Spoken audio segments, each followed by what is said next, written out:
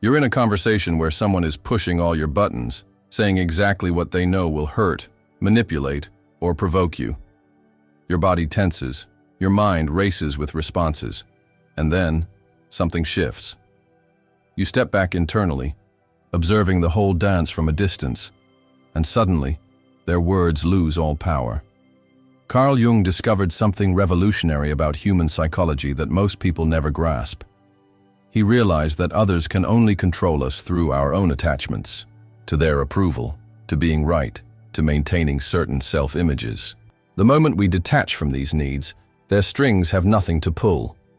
Jung called this state objective cognition, the ability to observe your own psychological processes as if watching someone else. From this vantage point, you can see the hooks others throw and choose not to bite, see the games being played and choose not to participate. I witnessed this transformation in a woman named Catherine, whose narcissistic mother had controlled her for 40 years through guilt, manipulation, and emotional blackmail. Every conversation was a minefield where Catherine desperately tried to avoid triggering her mother's rage or tears.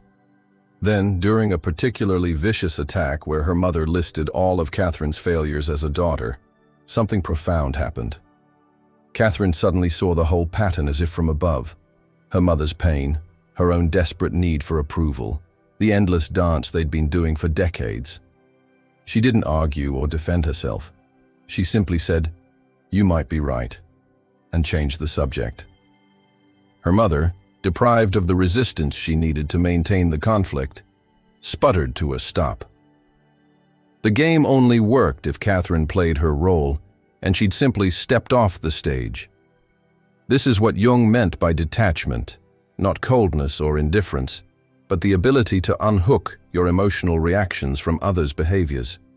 You still feel, still care, but from a place of choice rather than compulsion. Consider how most control dynamics work. Someone knows you need their approval, so they withhold it strategically. They know you fear conflict, so they create it whenever you resist. They know you pride yourself on being reasonable, so they act unreasonably until you capitulate. But what happens when you no longer need their approval? When conflict doesn't frighten you? When being seen as unreasonable doesn't threaten your self-image? Their weapons become useless, striking at attachments that no longer exist. Jung understood this through his concept of the complex, emotionally charged psychological patterns that can be triggered by external stimuli. When someone controls us, they're actually just activating our complexes. We're not responding to them. We're responding to our own internal wounds. I knew a man named James whose boss was a master manipulator. He'd praise James just enough to keep him hooked, then withdraw approval to make him work harder. He'd hint at promotions that never came, dangle opportunities that evaporated, always keeping James in a state of anxious striving. The breakthrough came when James realized he was addicted to his boss's approval like a drug.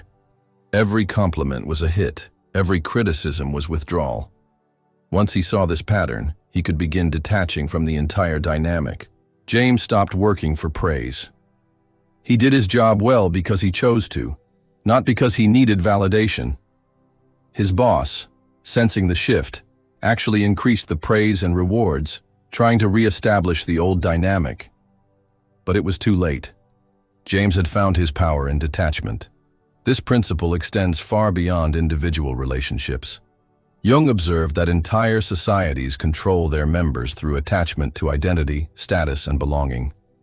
We do things we don't want to do because we're attached to being seen as good citizens, good parents, good people. The person who can detach from these social identities becomes remarkably free. They can say no without guilt, yes without obligation, and maybe without anxiety. They're playing by their own rules because they're no longer attached to society's games. I watched this play out with a surgeon named David who walked away from medicine at the peak of his career. Everyone called him crazy, selfish, wasteful.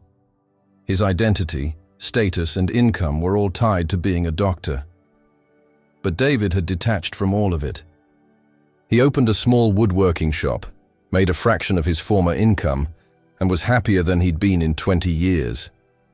His former colleagues couldn't understand it, because they couldn't imagine detaching from the identity that gave their lives meaning. Jung identified different levels of attachment that keep us controllable. There's attachment to comfort. Others control us by threatening our ease. Attachment to image. They control us by threatening our reputation. Attachment to relationships. They control us by threatening abandonment. But the deepest attachment, the one that makes all others possible, is attachment to our own ego structure. We're so invested in maintaining our self-concept that we'll do almost anything to protect it. This is where others have ultimate leverage. Consider how criticism controls us. Someone suggests we're selfish, and we rush to prove we're generous. They hint we're weak, and we exhaust ourselves demonstrating strength. They imply we're stupid, and we tie ourselves in knots showing our intelligence. Jung would point out that we're not responding to their criticism, but to our own attachment to not being those things.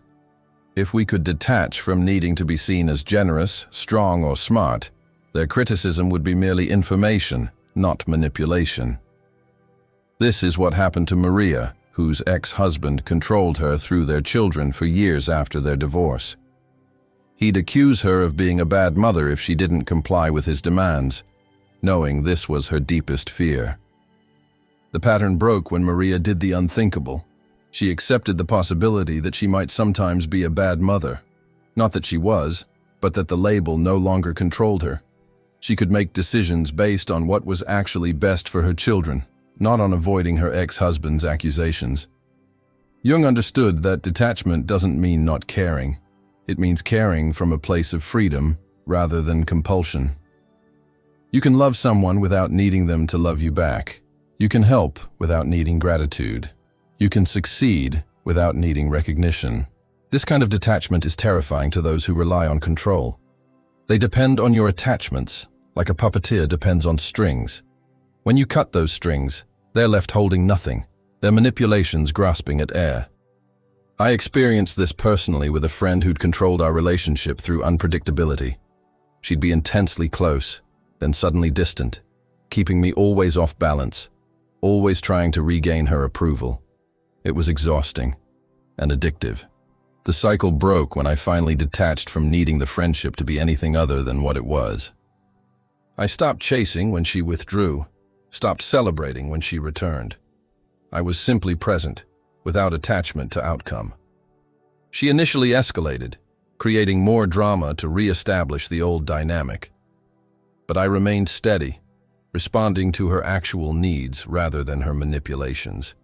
Eventually, she either had to relate authentically or leave. She chose to leave, and I was free. Jung believed that true individuation, becoming who you really are, requires this radical detachment. Not detachment from life, but from all the false structures that prevent authentic living.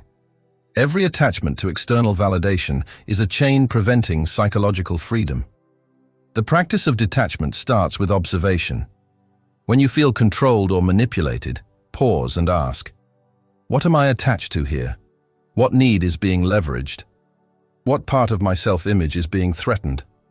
Often, just seeing the attachment clearly is enough to begin loosening its grip.